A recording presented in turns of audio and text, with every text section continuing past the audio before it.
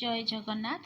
आज मु आपण मान सांगे सेयार करी आमपन्ना। थरे ये आमपन्ना को आप तैयारी करके रखीदे 15 दिन पर्यंत यार मजा नहीं पारे। प्रथमे आंब को भल भाव में धोई तार चोपा छड़े देती गोटे कड़े टे पानी देकी स्टीम कर देती। आप चाहिए भी प्रेसर कुकर में सिझे पारे। सिझीगला किसी समय मुझे छाड़ी देती आंब को ठंडा हाँपाई। ठंडा हो सारापर छोट छोट पीस काटी देती जमीक आमर फाइन पेस्ट तैयारी हो पार। तले किसी पुदीना गछ लगे से पुदीना पत्र टिके नहीं आसिक धोईकी रखीदे कारण यार फ्लेवरटा बहुत बढ़िया लगे आमपन्ना।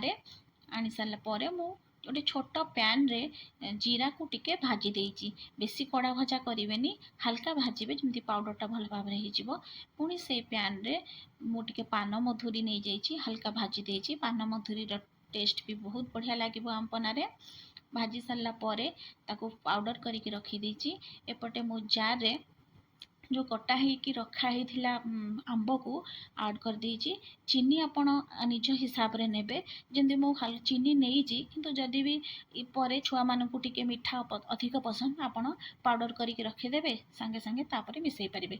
से पुदीना पत्र, कंचा लंका, जीरा गुंड आ पान मधुरीर गुंड, कला लुण भल भाव में नहीं अल्प टिके पानी देकी भल भाव ग्राइंडिंग कर देइची। एठी टिके बरफ नहीं आमपन्नारू 2 चामच नहीं मु ठंडा पानी देकी ता ऊपर टिके भजा जीरा गुंड आउ कला लुण नहीं सर्व करी। देखंतु प्रस्तुत हो गला आमर आमपन्ना। आपण घर को किए गेस्ट आसतु कि निजे एंजॉय करंतु, बहुत बढ़िया लगे।